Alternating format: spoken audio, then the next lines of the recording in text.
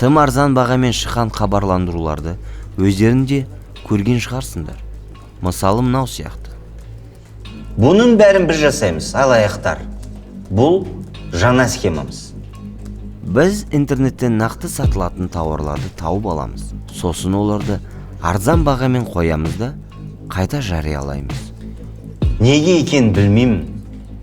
Бірақ адамдар арзан дүниені естісе тез алданып қалады.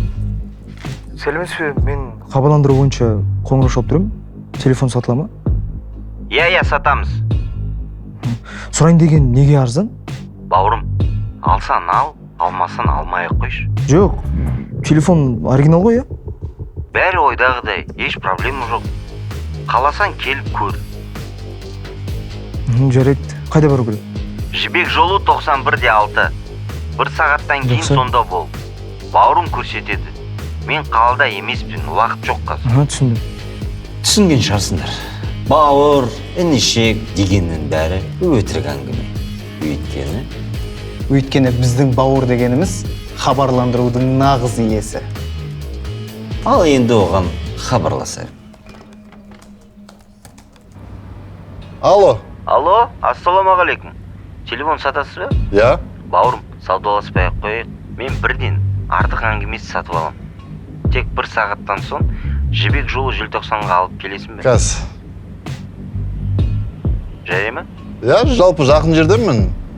Жақсы, алып келейін, жарайды. Міне болды. Өтірік бауыр бар, сатып алушы бар. Енді келісім жасау ғана қалды. Мұндай кезде бәрін бақылауда ұстау керек. Сосын төлем жасайтын сәтті жіберіп алмау қажет. Ала? Сонымен телефонды көрдің бе? Иә, бәрін ап тұр. Жақсы онда. Қазір саған реквизиттерді жіберем. Ақшаны сонда аударасын, тек бауырына берме. Сосын ешкімге айтушы болма. Айтпесе айырылып қаласың. Иә, түсіндім. Болды, реквизиттерді жіберіп қойдым, енді ақшаны күтеміз. О, ақша түсті. Көрдіңдер ме? Бәрі оп-оңай. Енді ана екеуі төбелесе ме, қырылыса ма, ол менің проблемам емес. Ал сендер ұмытпаңдар. Кез келген ақпаратты алдымен тексеріп алыңдар.